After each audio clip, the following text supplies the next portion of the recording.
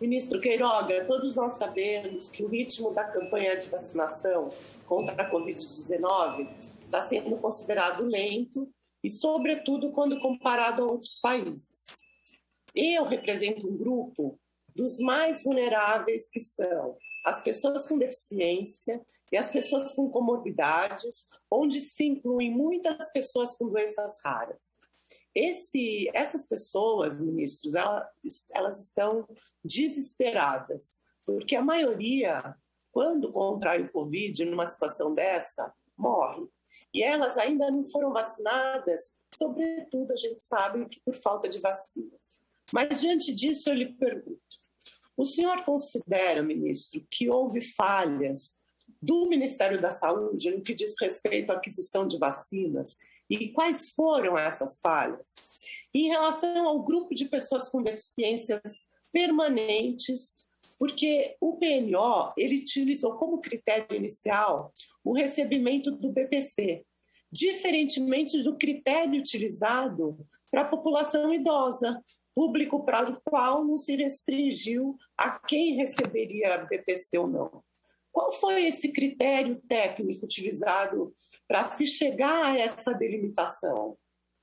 E também em relação às pessoas com doenças neurodegenerativas, com paralisia cerebral, com tetraplegia ou paraplegia, com síndrome pós-pólio, que na maior parte dos casos tem em comum a insuficiência respiratória, a insuficiência renal, a vulnerabilidade a infecções urinárias.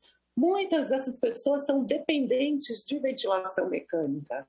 E a gente não viu a inclusão desses grupos no PNO como comorbidades. Além disso, as pessoas com transtorno do espectro autista, as pessoas com esquizofrenia e outras condições que também geram maior dificuldade de interação social, elas foram consideradas? Se sim, ministro, por que elas não foram listadas explicitamente? A gestão do Ministério da Saúde, referente às medidas de prevenção e de controle da pandemia da Covid-19, sobretudo as medidas de distanciamento social e o uso de máscara. Essa medida ela é respaldada por aspectos de natureza técnica ou ela sofre interferência de instâncias políticas ou dos desejos do presidente da República? Que interferências seriam essas? E eu também queria saber se os técnicos do Ministério da Saúde, diante de uma piora de índices epidemiológicos, por exemplo, referentes agora à Covid-19, se esses técnicos indicarem um lockdown em determinada região, o senhor teria autonomia para sugerir essa medida, ao menos em localidades com quadros sanitários mais graves ou sem disponibilidade de leitos de terapia intensiva? E quero agradecer, ministro, pela disponibilidade de vir falar conosco aqui na CPI. Muito obrigada. Obrigado, ministro, senadora. por gentileza.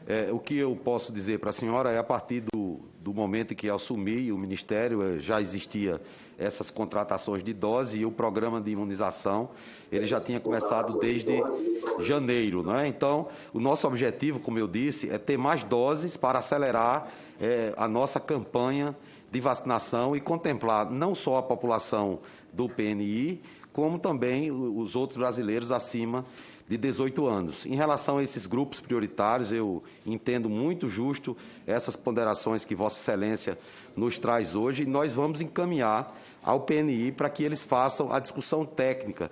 Vale dizer que isso não é uma discussão somente do Ministério da Saúde. E não é o ministro da Saúde que indica quais são os grupos que devem ser prioritários ou não. Isso é feito por um comitê do Programa Nacional de Imunização com a participação de estados e municípios. Isso é pactuado de maneira conjunta, na tripartite. Em relação a essas medidas sanitárias de mobilidade social mais intensas, isso é definido pelo município. Ou o Estado. O que nós vamos fazer com o Ministério da Saúde é procurar estabelecer uma regra geral para que a gente procure uniformizar essas condutas, porque se nós adotarmos essas condutas de uma maneira mais homogênea, talvez tenhamos mais sucesso no enfrentamento à pandemia. Essas medidas não farmacológicas, elas são importantes.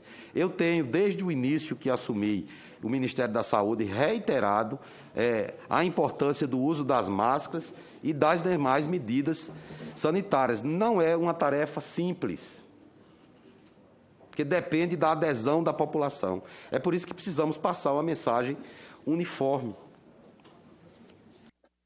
Mas, ministro, eu gostaria de saber se esses casos, por exemplo, eles não foram levados à reunião tripartite, eles não foram discutidos? Senadora, esse plano ele foi elaborado em outubro, a partir de outubro do ano passado. Eu não participei da elaboração.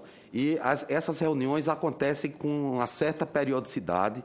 E essa colocação que Vossa Excelência faz hoje, nós vamos levar ao PNI e vamos dar uma resposta objetiva a Vossa Excelência. Ministro, eu muito agradeço e digo que é urgente. Eu cheguei a comentar que, num primeiro momento, quando eu contraí a Covid-19, a gente percebeu que muitas pessoas com deficiência não estavam sendo contaminadas. Mas, no decorrer da pandemia, com a aparição de novas cepas, está acontecendo um extermínio de pessoas tetraplégicas, de pessoas com doenças neuromusculares, de pessoas com doenças raras, pós-pólio. Então, eu peço para o senhor a emergência dessa avaliação e também a avaliação de não restringirmos dessa forma a quem recebe BPC, porque as pessoas que não recebem BPC são as pessoas com deficiência que saem para trabalhar e que estão correndo risco, e um risco muito grande.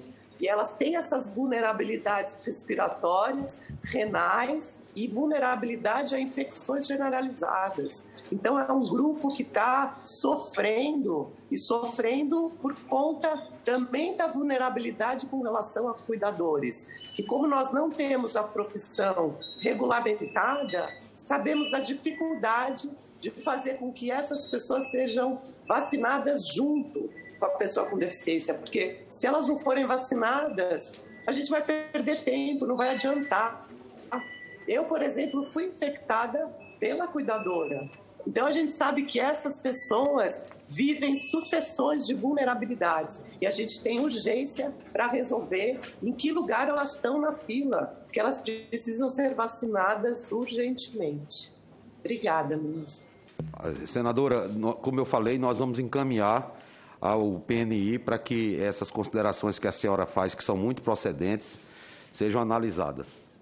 Pode falar, Só queria insistir, ministro, em saber do critério técnico utilizado para fazer essa delimitação e das pessoas que recebem o benefício de prestação continuada. Porque a gente sabe que essas pessoas, sim, apresentam uma maior vulnerabilidade em muitas situações, mas para a Covid, esse não pode ser um critério só, esse corte. Então, eu queria entender tecnicamente esse critério utilizado, fazendo uma delimitação para as pessoas receberem a vacina terem que receber o benefício de prestação continuada. Eu vou pedir à coordenação do PNI que faça essas respostas para a senadora, para esclarecer esse ponto. O ministro da Saúde ele não tem conhecimento de todos os detalhes técnicos, de todas as medidas que são tomadas no Ministério, mas hoje mesmo eu vou pedir à coordenadora do PNI para fazer essas explicações à senhora, senadora. Muito obrigada, ministro.